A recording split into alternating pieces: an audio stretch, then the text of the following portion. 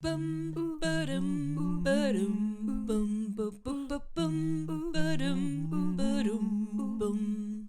COVID-19 has come. It is not so fun. We're caught in between. This is not a dream, but we're making it work. We're making it work. Let's get to work. Woo! And that is a wrap, ladies and gentlemen. Woo, woo, woo, woo. Yes, yes, yes. Let's get to work is finished. I am Lauren. I was the host of Let's Get to Work, my first internet web series. Holy crap. Milestone. And I finished it. And I got to talk to really cool people and share their stories. So I wanted to do the show justice by having a short reflection video. How it came to be, the process, and what I learned from that, and whether I would do it again or what I would do differently. So let's get started. How did it come about? That's a good question, Lauren. Thank you. It came about because I was talking to my friend Gabby from episode 2, and she was starting her entrepreneurial dream when the pandemic hit. And both of us had chosen to be entrepreneurs, but not during a pandemic. And I just thought, why don't we share our stories? We're going to call anyway. So let's just share our stories, and it will be a video, and yeah, let's see what happens. And then as I was talking to other people, I would flip that idea around, and everyone agreed, which was super cool. And these are the stories that you see here with people that I was connecting with, and I felt had a very interesting view, a very interesting story to share. So I was really happy to tap into the core of resilience with them. We didn't always say the word resilience, but if you look at their attitudes and their stories and how they're taking their best foot forward, there's no other definition than just the story itself of resilience. The process, though, it wasn't, it was I loved the idea of connecting with my friends and entrepreneurs and getting their stories out there to help people to connect during this time, to help myself and connect during this time. And what I noticed though with the process is it's a lot of work. The idea came end of March. It's now almost end May, and we're finally done.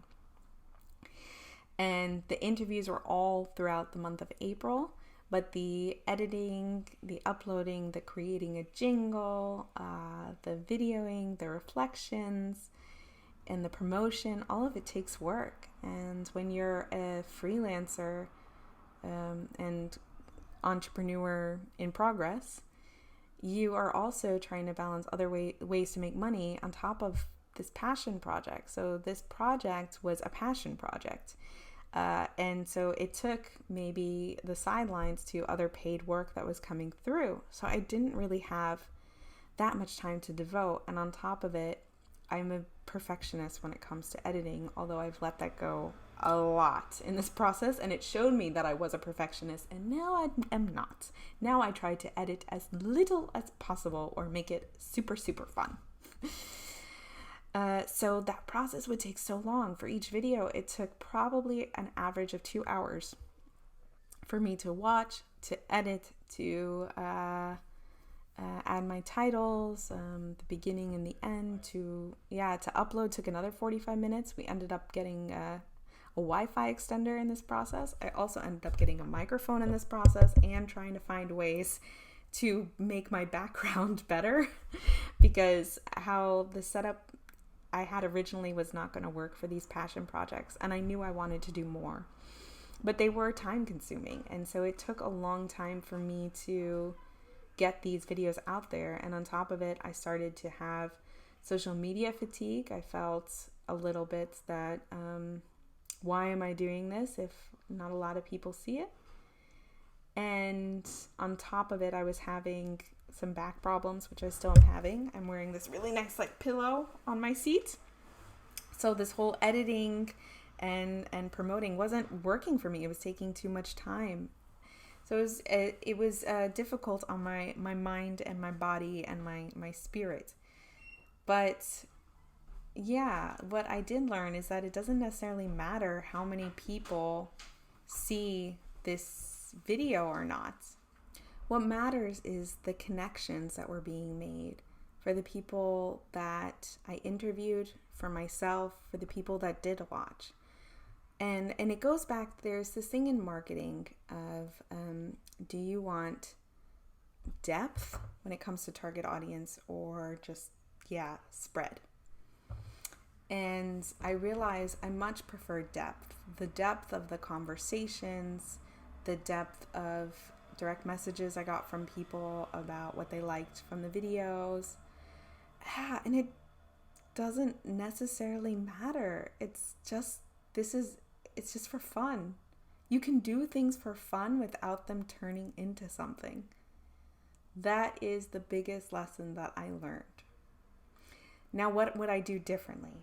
Well, I would absolutely not edit so much. That it would just be raw, it would just be uncut, and maybe a jingle will come later. Although, kudos to this jingle that you hear, because this is my friend Laura, and she did a fan art jingle, and I just want to shout out to Laura Mead because she is phenomenal. Yay. So I hope you enjoyed. It'll also be at the end. So what would I do differently? I would just make it easier on myself. And the thing is by making it easier on myself, I'm getting these stories out faster, which is in service to the entrepreneurs, the people that I'm interviewing. And I want to be in service. So I want to step over my own ego and my own perfectionism in that way. And also ego and perfectionism when it comes to promoting. Make it simple, fun, easy. So coming up after this project, I am starting a new project, a new podcast this time, in case we're a little tired of the screens, because I know I am. And it is called Project Redefine, where we look at traditional definitions of ideas such as authenticity, failure, play, and we redefine them together, my co-host Sine Hale, and with experts and friends. And we'll get these stories out there so that we can help each other make new definition for potentially limiting beliefs that hold us back. So I'm really excited about that. It's going to be so much fun as I also learn to grow in the podcasting area and question asking and serving the community, whatever community that ends up being. So would I do it all again? Absolutely. So I'll see you on the other side in the next project. Thank you for tuning in to Let's Get It Work, for watching my Passion Project series. In gratitude and full joy and love, I thank you, and I hope you've been safe and healthy during this time. Thank you.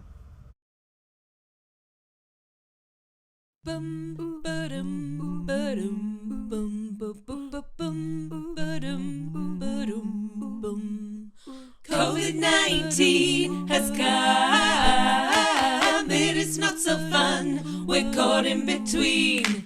This is not a dream, but we're making it work. We're making it work. Let's get to work. Woo!